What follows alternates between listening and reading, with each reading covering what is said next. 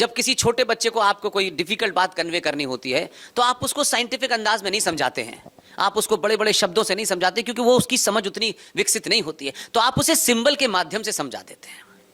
लेकिन पूरा सनातनी समाज उस सिंबल पर अटक गया, उससे आगे नहीं गया। जैसे एक छोटा सा मैं एग्जाम्पल देता हूं, क्योंकि मैं मानता हूं कि दुनिया में मां से ज्यादा समझदार कोई नहीं हो सकता। ये उसी की निकाली हुई डिवाइस है, किसी की नहीं है। पिताजी नौकरी करके पैसा ला सकते हैं, ये उनकी डिवाइस नहीं है। लेकिन आज जिस तरीके से हमारे यहां महिलाओं को लेकर के जब तुलना होने लगती है कि देखिए साहब जेंडर जस्टिस होना चाहिए, महिलाओं को बराबरी का दर्जा दिया जाना चाहिए, ये कौन कह रहा है? ये विश्व के वो देश कह रहे हैं जो 400 साल की अपनी आजादी में एक महिला को अपने यहां राष्ट्रपति नहीं बना पाए, वो हमें जेंडर जस्टिस बता रहे हैं। और हमको लगता है कि वो अंग्रेज हैं, अमेरिका है, वो कह रहा है तो सही होगा। हमारे तो पुराने दौर को भी देख लीजिए और वर्तमान में 47 से देखना है तो 16 साल इस देश में एक महिला प्रधानमंत्री रही और उस महिला के घर में बर्तन धोने वाली विदेशी मेहमानों की राष्ट्रपति रही। हमारे यहां जेंडर जस्टिस तो अनादिकाल से। हमारी कौन सी ऐसी पूजा होती है जिसमें महिला को पहला दर्जा न दिया जाए? लेकिन क्योंकि वेस्ट कह रहा है तो हमें वेस्ट की तरह सोचना चाहिए। और वेस्ट में जेंडर जस्टिस है, कहां जस्टिस है? उनके यहां तो वोट का अधिकार नहीं था। कोई 1000 साल नहीं, 100 साल पहले वोट का अधिकार मिला है। हमारे यहां सोचा ही नहीं जा सकता कि महिला को वोट का अधिकार हम देंगे, वो अधिकार उसका उतना ही है। इसलिए सुबह सुबह उठ करके ये बात मुझे नहीं बतानी चाहिए थी, क्योंकि स्वामी जी ने कहा कि मैं पैंट शर्ट पहनता हूं, तमाम सारी बातें कही, उसके लिए बहुत बहुत धन्यवाद। लेकिन वस्त्र शायद किसी खास अवस्था में पहने जाएं, क्या पहने जाएं वो एक अलग विषय है, उस पर नहीं जाना चाहता। हमको कहा गया कि साहब सुबह उठ करके सूरज को जल चढ़ाना चाहिए, कहा गया ये। लेकिन किसी ने, आप मुझे बता दिए, किसी ने बताया कि सुबह उठ के सूरज को जल क्यों चढ़ाना चाहिए, शाम को नहीं चढ़ाना चाहिए? किसी ने नहीं बताया आपको क्यों चढ़ाना चाहिए? सुबह सुबह उठ के सूरज को जल चढ़ाना चाहिए, क्यों चढ़ाना चाहिए भाई? और वो जो 5 तत्व हैं वो हो सकता है उस वक्त के ऋषि मुनि को पता हो, लेकिन वो कन्वे नहीं कर पाया, क्यों? हमारी मानसिक अवस्था नहीं थी कि वो हमको साइंटिफिकली समझा पाता। इसलिए उसने समय के हिसाब से कि कभी 100 साल, 200 साल, 500 साल, 1000 साल के बाद लोग इसको उस तर्क पे समझेंगे जो वो करना चाहता था।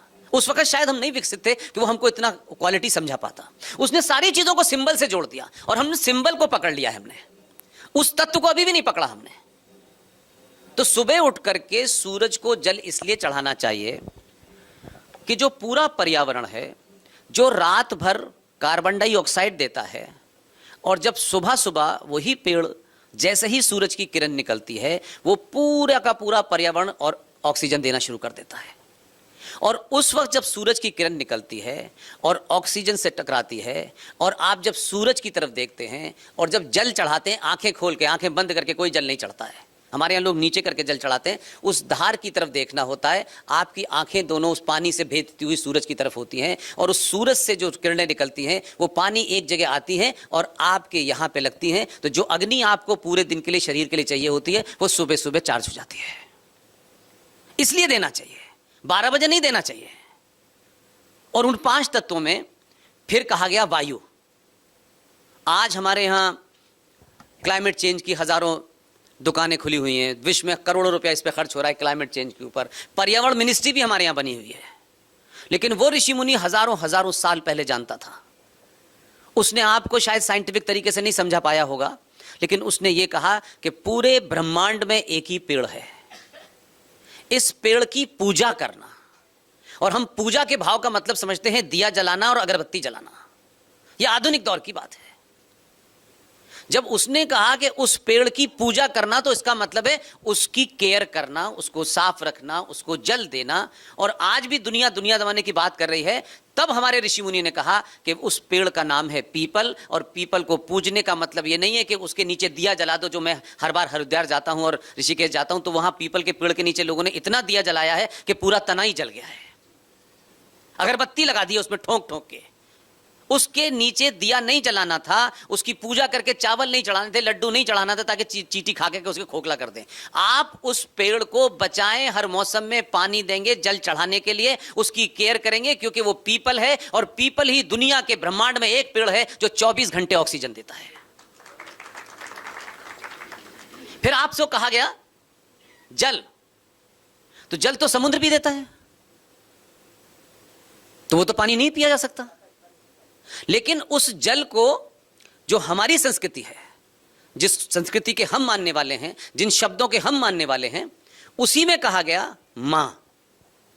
तो जितनी भी नदियां हैं, चाहे जमुना हो, चाहे कृष्णा हो, चाहे कावेरी हो, चाहे गंगा हो, सब मां के नाम पे क्यों हैं? क्या वजह है? हमारे संस्कार और हमारा इतिहास ये बताता है कि मां से ज्यादा पवित्र और मां के बराबर कोई सच दूसरा हो ही नहीं सकता। इसलिए मां के भाव को जोड़ा कि जितनी अपनी मां को पवित्र कर मानते हो, जितनी अपनी मां का सम्मान करते हो, उतना ही कावेरी, गंगा, कृष्णा का करना, क्योंकि ये जल तुम्हें जीने के लिए देती है। इसलिए पवित्र रखना, उसे पॉल्यूट नहीं करना। ये किसी जगह नहीं लिखा कि पूजा करने के बाद जो कुछ पत्तल वत्तल थे उन्हें बांधा, भारत माता की जय करके नदी में फेंक दिया, ये कहीं नहीं था। उसको पवित्र रखना है क्योंकि वो आपको जीवन जीने के लिए पानी देती है। और आज से 20-50 साल के अभी भी बहुत सारे लोग होंगे, पहले लोग ये फ्लैट सिस्टम में नहीं रहते थे, जमीन पे, उसको हिंदी में खटिया बोलते हैं हमारे यहाँ। हमने अपने पिता को देखा अनकॉन्शियसली, क्योंकि हम तो जहां पैदा हुए वहां ये सब चीजें नहीं थी।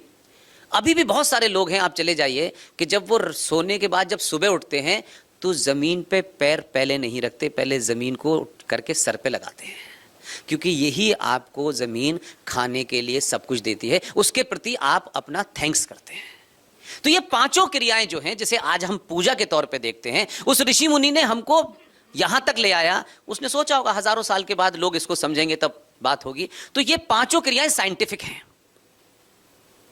इसमें कुछ भी ऐसी चीज नहीं है कि जो अनसाइंटिफिक हो। तो हमसे ज्यादा साइंटिफिक कौन है?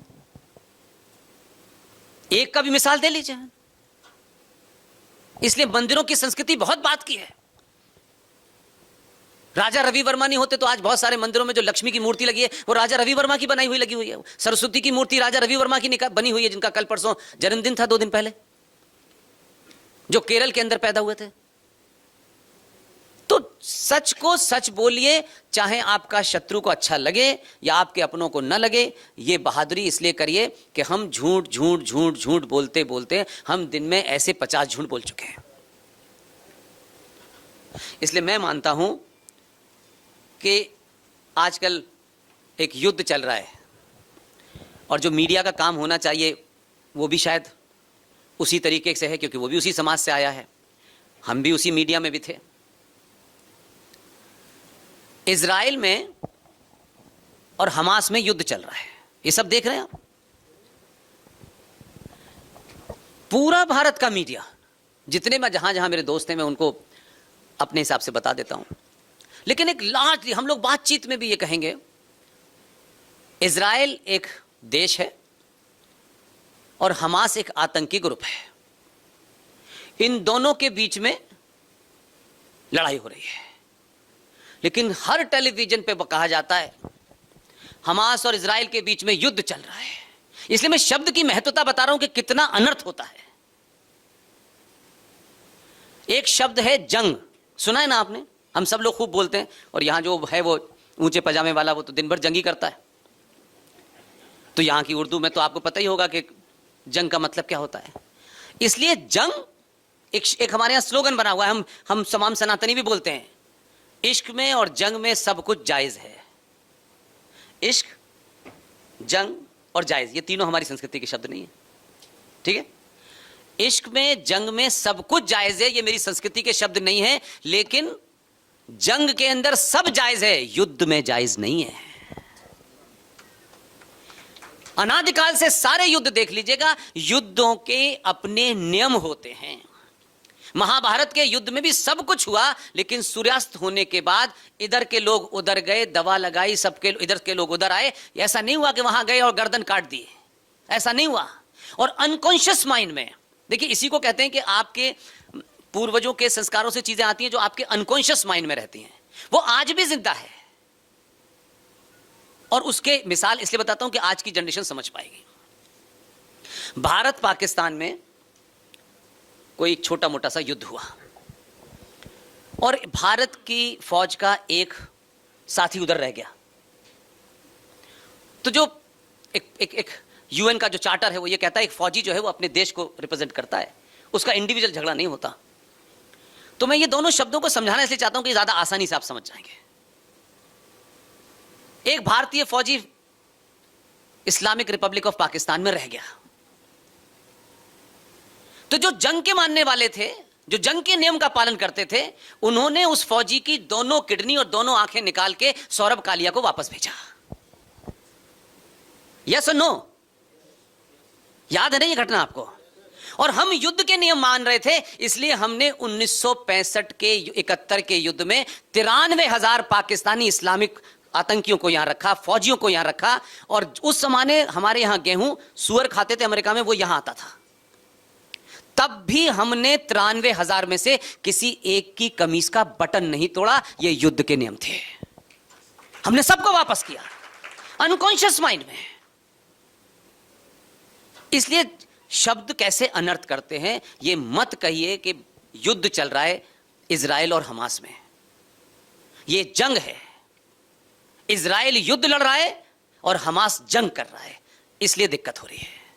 अगर इजराइल जंग करने लगेगा तो इनका सफाया हो जाएगा। वो अभी भी नियमों का पालन कर रहा है, उससे हर आदमी पूछ रहा है, लेकिन उनसे नहीं पूछ रहे। तो छोटे छोटे शब्दों को हम जब रूटीन में बोलते हैं, तो जैसे आजकल हमारे यहां चल रहा है ना, धर्म के नाम पे ये हो जाएगा, धर्म के नाम पे हो जाएगा, धर्म के नाम पे किसी को रिजर्वेशन दिया जा रहा है। धर्म के नाम पे किसी को रिजर्वेशन नहीं मिल सकता। जब हम इसको ये कहें कि मजहब के नाम पे आपने रिजर्वेशन दिया हुआ है, तो पिक्चर ज्यादा साफ हो जाती है। जब आप धर्म बोलते हैं तो आपके अपने लोग ही कहते हैं यार धर्म तो ठीक है, फिर इसके नाम पे उसको कंफ्यूज करते हैं आप। इसलिए बहुत सारी चीजें छुपाई गई आपसे। आज क्योंकि इलेक्शन का दौर है, तो जो बात वहां बड़े बड़े ज्ञानी नहीं कह पा रहे, मैं अपनी तरफ से कोशिश करता हूं कि उनको ये बातें सुन लें तो कुछ उनके काम आएंगी, उन्हीं का तर्क मजबूत करेंगी। आप सब जानते हैं मेरा किसी से कोई एफिलिएशन नहीं है। आजकल एक बहुत जोर से शोर मचा हुआ है कि कुछ लोग भगवान राम के मंदिर नहीं गए, एक पार्टी राम विरोधी है और वो मंदिर नहीं गए, वो वहां प्राण प्रतिष्ठा में नहीं गए। ये तो हम आज देख रहे हैं ना। जब तक आप किसी बात को हिस्टोरिकल पर्सपेक्टिव में और वर्तमान से नहीं कनेक्ट करेंगे, तो जो बच्चा मैगी खाता है ना, उसकी समझ में नहीं आएगा। इसलिए दोनों चीजों को कनेक्ट कर दीजिए, आसान कर दीजिए उसके लिए रास्ता, तो वो समझ जाएगा। और जब समझ जाएगा वो मैगी खाने वाला बच्चा, तो वो 2014 पैदा कर देगा। इसलिए आप उसको करेक्ट बात बता दीजिए, उसको ये मत कहिए किसे वोट देना है, उसको समझ में आ जाएगा क्या करना है। इसलिए मैं आपसे सिर्फ यही कहना चाहता हूं कि जब संविधान बना, ये तथ्य नहीं पता लोगों को, क्योंकि लोग इमीडिएट कुछ इधर मिला कुछ मिला, बस कहानी खत्म हो गई। जब संविधान बन चुका था, ये मैं घटना इसलिए बता रहा हूं जो रिलेवेंट है आज की डेट में। अगर डीएनए ढूंढना है किसी पार्टी का, तो फिर डीएनए वहां से ढूंढो जहां से शुरू हुआ है। बीच में से बोलोगे तो लोगों की बात गड़बड़ समझ में नहीं आएगी। जो पार्टी भारतीय राष्ट्रीय कांग्रेस, जिसके बारे में कहा गया कि ये आजादी की लड़ाई लड़ रही थी, ये दुनिया का पहला ऐसा अजूबा है कि जो पार्टी इस देश की आजादी के लिए लड़ रही थी, जिन लोगों ने इस देश को गुलाम बनाया, जिनकी सत्ता यहां थी, वो इतने महान लोग थे कि उन्हीं लोगों ने उन 1857 की घटना के बाद ब्रिटेन की खुफिया एजेंसी में काम करने वाला एक आदमी, और इतनी दूर घुमा करके उन्होंने किया कि आज तक भारत का समाज जान ही नहीं पाया कि ये हुआ क्या। और हम सिर्फ किताब में पढ़ लेते हैं, बोल देते हैं, अच्छा नंबर आ गए, खत्म, बस हमारे लिए इससे आगे नहीं। ये युद्ध ना हिंदू और मुसलमान के बीच में नहीं हो रहा, ये मस्जिद और मंदिर का झगड़ा नहीं है, ये भारत की संस्कृति की पुनर्स्थापना का युद्ध है। इसलिए उसको जब आप उस पर्सपेक्टिव में रखेंगे तो ज्यादा बेहतर होगा। जिन्होंने आपको गुलाम बनाया, उन्होंने ये कहा कि हमें यहां से भगाने के लिए,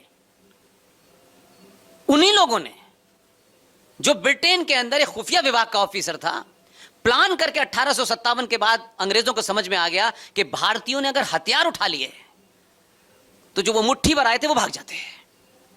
उन्होंने उसके बाद एक मनन किया और सोचिए कि वो कितनी दूर जाकर उन्होंने काम किया कि किसी को पता नहीं चला। वो खुफिया विभाग का आदमी वहां से चला ग्रेट ब्रिटेन से, और आने के बाद उसे मैनपुरी के पास एक जगह है इटावा, जो बड़ी चर्चा में रहती है, वहां का कलेक्टर बनाया और उसको ये मिशन देके भेजा गया।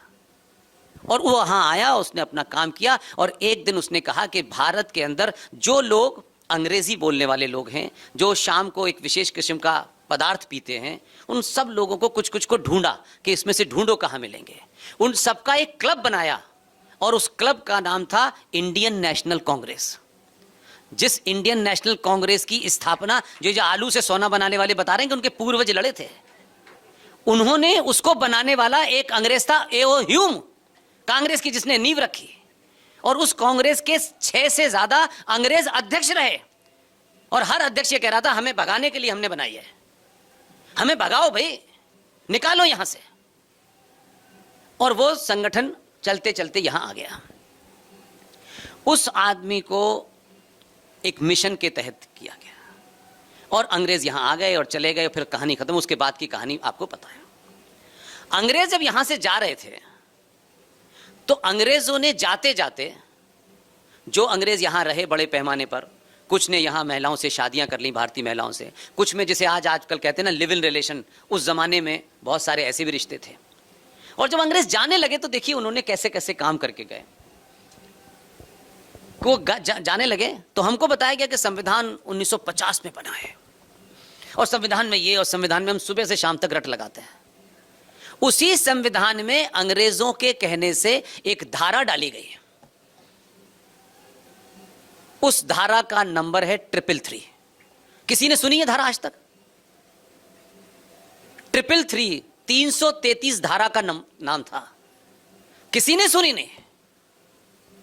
वो 333 धारा क्या कहती थी? वो ये कहती थी कि यहां जो अंग्रेज आए, यहां भारतीय महिलाओं से जिन्होंने शादी की, कुछ चले गए, कुछ जो लोअर लेवल के स्टाफ थे उनके वो यहीं बस गए, उनसे उत्पन्न होने वाली संतानों को जाते जाते, उन संतानों को जो जायज रिश्तों में भी पैदा हुई और जो लिव इन रिलेशन में पैदा हुई, ये महत्वपूर्ण नहीं है, लेकिन भारतीय महिला और ब्रिटिश पुरुष से होने वाली संतानों का इंतजाम करके गए और कहा कि इनको कहा जाएगा एंग्लो इंडियन। यहां तक भी बात ठीक है। और फिर आपके संविधान में धारा 333 डाल करके कहा गया कि भारत की लोकसभा की सीटें आज की दौर में बढ़ते बढ़ते 545 हो गई हैं, राइट? 545 में से 543 पे चुनाव होगा और 2 लोगों को भारत का राष्ट्रपति लोकसभा में नॉमिनेट करेगा, क्योंकि उन लोगों की इतनी गिनती नहीं है कि वो जीत के आ सके, इसलिए 2 लोग एंग्लो इंडियन कम्युनिटी के राष्ट्रपति नॉमिनेट करेगा। और उनका इंतजाम करके गए। आज भी और उस वक्त भी हजारों ऐसी हमारे यहां ट्राइब्स थी, ऐसे बहुत सारे ग्रुप थे जो लाखों में थे, लेकिन उनका रिप्रेजेंटेटिव नहीं था, लेकिन वो चल रही थी। और हमारे नेताओं ने क्या किया कि वहां तो 2 रहने दी, अब क्योंकि वो एंग्लो इंडियन हैं, संपन्न लोग हैं, तो हर देश की विधानसभा में 2 को लगा दिया गया कि इसमें भी नॉमिनेट होंगे। तो 7 साल पहले नासिक में इस मुद्दे को उठाया। अब ये बड़ा मुद्दा होगा, लोग कहेंगे, फौरन पूछने लगेंगे, पुष्पेंद्र इससे क्या हो जाएगा? इससे तो दाल सस्ती नहीं होगी, इससे तो दूध फ्री का मिलेगा नहीं, तो ऐसे मुद्दे मत उठाओ। तो मैं कह रहा हूं कि मैं आपके चाय और पानी और बर्तन और गेहूं और चावल, मुझे इसमें कोई इंटरेस्ट नहीं है। जब तक मानव सभ्यता रहेगी इसके दाम घटेंगे गड़ेंगे, ये सब चलता रहेगा। सिविलाइजेशन की जब आप लड़ाई लड़ते हैं तो आप उन मुद्दों को चैलेंज करते हैं जो आपको खोखला कर रहे हैं। नासिक में 7 साल पहले इसी कन्विक्शन के साथ उठाया। किसी को मैं नहीं जानता, सत्ता में विपक्ष में किसी को नहीं जानता, न मेरी कोई इच्छा है किसी को जानने की न मिलने की। लेकिन मैं बार बार कह रहा हूं कि आप अपनी बात से, ये जरूरी नहीं है कि जो संसद में बैठे वो महाज्ञानी है, ऐसा नहीं है। कैसे बहुत ज्यादातर मेरा एक्सपीरियंस है कि ज्ञान से उनका कोई संबंध नहीं होता, लेकिन संसद में पहुंचना ज्ञान का प्रमाण पत्र नहीं है। मैं तो इसको जनरल बात कह रहा हूं। भाई कोई पहुंच गया तो वहां तो बहुत एक से एक ऐसे ज्ञानी हैं कि पूछिए मत। किसी पे 40 मर्डर, किसी पे 10 रेप, एक से एक बायोडाटा भरा हुआ है उनका, वो मैच नहीं कर सकते। इसलिए ये भी कभी कभी कर देना चाहिए कि सार्वजनिक मंचों से उन मुद्दों को इतनी ताकत से उठाना चाहिए कि उसमें 2-4% ऐसे भी हैं जिन्हें पता नहीं है, और उन्हें पता लगेगा तो उनका तर्क मजबूत होगा, वो उसको रीचेक करेंगे और कहीं ना किसी दिन अपने नंबर बढ़ाने के लिए पार्लियामेंट में जोर से बोल देंगे। तो ये मत बोलिए कि मैं ही जानता हूं तो मैं जानता हूं तो मुझे ही जब तक एमपी नहीं बनाया जाएगा तब तक नहीं होगा। इस गलतफहमी में नहीं पड़ी है। 7 साल पहले उसके पूरी ताकत से बोला, लगातार बोला। इस दौर में ऐसा नहीं हो सकता, नीचे की बात ऊपर और ऊपर की बात नीचे। अगर ये नहीं होती तो 14 नहीं होता। ये बात गई और एक दिन भारत के पूर्व कानून मंत्री रविशंकर प्रसाद भारत की संसद में खड़े होकर बयान दे रहे थे कि आज से भारत की संसद धारा 333 को समाप्त करती है, और इसलिए समाप्त करती है कि इस धारा के तहत जिन 2 लोगों को नॉमिनेट किया जाता है, इनकी पूरे भारत में जनसंख्या 260 है। आप समझ रहे हैं? तो संसद के अंदर, संविधान के अंदर हर सेकंड में हमारे यहां संविधान खतरे में आता है। एक तो ऐसा कमजोर है संविधान, इतना कमजोर है कि पूछिए मत। और जो कह रहे हैं उन्होंने उसके साथ क्या जघन्य अपराध किया है, क्योंकि हमारे लोगों को जवाब देना नहीं आता। क्योंकि जब आप हर काम ये सोच के करते हैं ये मिलेगा तो मैं सच बोलूंगा, ये नहीं मिलेगा तो मेरा क्या लेना देना है, भाड़ में जाओ, ये नहीं होता भाई। समाज का काम होता है उन मुद्दों को उठा करके समाज में खड़ा कर देना, ताकि जब लोग उस पर बात करें तो ये फील करें कि यार इस मुद्दे को मैं जानता हूं, मैं इसका एक्सपर्ट हूं और ये चीजें मुझे पता है। उसको कोई भी ले ले और उसको लेके आगे बढ़ जाए, बस इतना ही करना है। लेकिन ये मैं करूं मैं ही होगा तो ये बीमारी नहीं होगी। संविधान में 50 चीजें हैं ऐसी आज भी, और अश्वनी उपाध्याय साहब जो वकील भी हैं वो लगातार रोज अपने बोलते हैं इस पे, अलग अलग विषय पे समझाते भी हैं।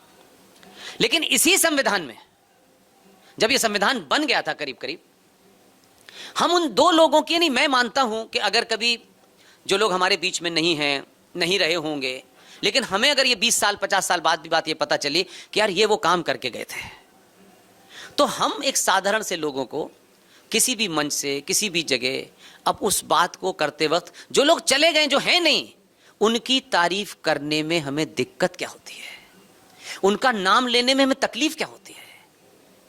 ना हो इससे क्या फर्क पड़ता है? इतिहास में दर्ज तो होगा कि शायद 1 जनरेशन 2 जनरेशन उन लोगों को नहीं जानती, लेकिन तीसरी जनरेशन को पता चला कि ये चुपचाप से बड़ा काम करके गए थे, लेकिन अपने बच्चों को इन्होंने सेटल नहीं किया, इनको ताम्रपत्र नहीं मिला, इनको ये नहीं मिला, ये जगह जगह नेता नहीं बने, इनको एमपीशिप नहीं, कोई फर्क नहीं पड़ता। लेकिन उन लोगों के उस काम से जब आप वर्तमान स्थिति को देखें तो आपको चलेगा कि कितना पहले आपकी उस सनातन संस्कृति को उन्होंने विपरीत परिस्थिति में भी बढ़ा के गए थे। वो महान लोग हैं, उनका कोई पुत्र उत्तर आजकल नजर नहीं आता, उनके नामों पे राजनीति जरूर हो रही होगी। संविधान पूरा कंप्लीट हो गया। 2 लोग जिनका एक का जिक्र पे तो चौराहे चौराहे उनके नाम के गाली गलौज होती है, पार्टियां बनी हुई हैं। वो बताते हैं संविधान इधर है, मानने वाले उंगली तोड़ के कहते हैं इधर है। वो एक अलग विषय हो सकता है। 2 लोग जिसको जिक्र करने में लोगों को तकलीफ होती है, किसका सरनेम है किसका सरनेम नहीं है, इनकी तारीफ करने से हमें कुछ फायदा होगा नहीं होगा, नहीं, ऐसे समाज नहीं चलता है, राजनीति चलती है। समाज का ये एजेंडा नहीं होगा कि कौन आदमी है, उसने बड़ा काम किया है, उसकी जाति क्या है, किस पार्टी का, ये महत्व नहीं होता, उसने बड़ा काम किया उसकी तारीफ करनी चाहिए, मेरा ये मानना है। अंबेडकर और डॉक्टर राजेंद्र प्रसाद, वो राजेंद्र प्रसाद जिससे प्रधानमंत्री इस वक्त के इतने नाराज हो गए, और ये किताब जवाहरलाल नेहरू के सबसे नजदीकी, सबसे बड़ा पत्रकार उस दौर का, और उनकी कोई ऐसा नहीं, बहुत बहुत पहले डेथ हुई, उन्होंने सब कुछ कोट किया है कि राजेंद्र प्रसाद से इस बात से नाराज थे कि वो गुजरात के उस मंदिर के पुनरुत्थान में गए थे, पुनर्निर्माण में गए थे, वो नहीं चाहते थे जाएं, उन्होंने कहा मैं जाऊंगा। इतने नाराज हो गए। मैं एक किस्सा इसलिए बता रहा हूं कि आपको लगेगा, उस किताब का नाम है Curzon to Nehru and after, Durga Das ji की लिखी हुई किताब है। और जो पत्रकारिता में उस दौर में तो बहुत कम अखबार हुआ करते थे, हिंदुस्तान टाइम्स के एडिटर थे और वो नेहरू जी के साथ ही रहते थे, उनकी किताब में लिखा हुआ है। क्या आप सोचिए कि राजेंद्र प्रसाद से इतने नाराज कि राजेंद्र प्रसाद की एक दिन तबीयत खराब हो गई और राजेंद्र प्रसाद एडमिट हो गए। नेहरू जी ने लाल बहादुर शास्त्री को बुलाया और उनसे कहा कि मुझे लगता है कि राजेंद्र बाबू बचेंगे नहीं, इनकी अंत्येष्टि कहां की जा सकती है। लाल बहादुर शास्त्री बेचारे वैसे ही सबड्यूड थे, थोड़ा उतने कॉन्फिडेंट आदमी नहीं थे, थोड़ा आर्थिक स्थिति तमाम सारी चीजें रही होंगी। वो बेचारे दिल्ली में घूम के आए, लेकिन एक इंस्ट्रक्शन दिया उनको, ये कहीं आसपास गांधी के नहीं होना चाहिए। और शास्त्री जी ने आके कहा कि विजय घाट पर उनकी अंत्येष्टि हो सकती है। और 7-8 दिन के बाद राजेंद्र प्रसाद ठीक होके आ गए। और फिर राजेंद्र प्रसाद को यहां से जाना पड़ा राष्ट्रपति पद के बाद से। वो बीमार थे और बिहार में कांग्रेस पार्टी का एक ऑफिस है जिसे सदाकत आश्रम कहते हैं, उनको सांस की बीमारी थी। उस छोटे से कमरे में डॉक्टर राजेंद्र प्रसाद ने अपने जीवन के आखिरी दिन काटे और उस दमे की बीमारी से उनकी मौत हो गई। डॉक्टर राजेंद्र प्रसाद पहले राष्ट्रपति थे, ये एक जनरल नॉलेज का सवाल हो सकता है, लेकिन डॉक्टर राजेंद्र प्रसाद की बड़ी भूमिका अगर मैं उसको सिविलाइजेशन के एंगल से देखता हूं तो डॉक्टर राजेंद्र प्रसाद और अंबेडकर ने वो काम करके गए हैं जिससे मुझ जैसे आदमी का सीना चौड़ा हो जाता है। और बताऊंगा कि क्यों। मैंने कहा कि पार्टी वार्टियों से हटिए, वो एक अलग इशू है। दोनों का थॉट प्रोसेस सोचिए। उस विपरीत परिस्थिति में जब इतना विरोध था उनका, दोनों ने संविधान को, क्योंकि वो संविधान सभा के अध्यक्ष थे और डॉक्टर बी.आर. अंबेडकर साहब ड्राफ्टिंग कमेटी के चेयरमैन थे। दोनों की बात देखिए, दोनों ने कहा कि भाई देखिए ये संविधान बन गया और संविधान के पहले पन्ने पे लिखा हुआ है इंडिया दैट इज भारत।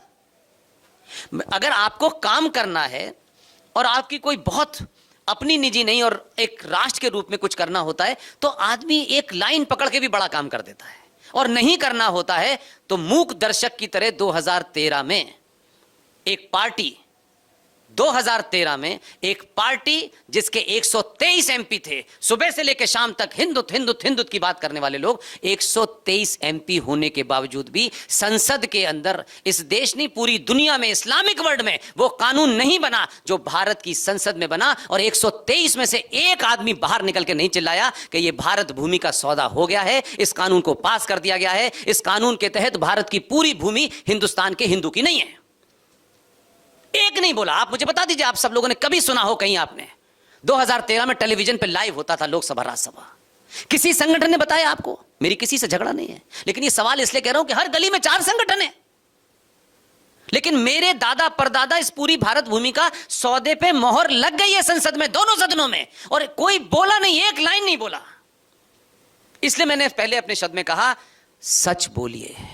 जितना सच बोलेंगे उतने ही लोग डरेंगे, और जितना झूठ बोलेंगे उतनी ही गर्दनें कटेंगी। और सच बोलने में पैसा खर्च नहीं होता। और किसी को लगता हो कि सच बोलने से जान खतरे में है, मेरा दावा है सच बोलने से जान आपकी खतरे में नहीं, आपकी जान को बचाने के लिए करोड़ों लोग खड़े हो जाते हैं। ये लालच है आपके अंदर जिंदा रहने का। हम जिंदा रहें, मर मर के रहें, घसीट घसीट करें, लेकिन जिंदा रहें। जिंदा रहिए तो चाहे एक दिन के लिए जिंदा रहिए, लेकिन ऐसे जिंदा रहिए कि सदियां आपको याद करें कि भाई एक दिन जिंदा था, लेकिन ये क्या। जिंदा तो बहुत लोग घूम रहे हैं, जिंदा लाशों की तरीके से। डॉक्टर राजेंद्र प्रसाद ने अंबेडकर साथ दोनों बैठे थे और it was Ambedkar proposal. Ambedkar ने कहा इस पे that is India that is Bharat लिखा हुआ है, लेकिन इसमें भारत नहीं है।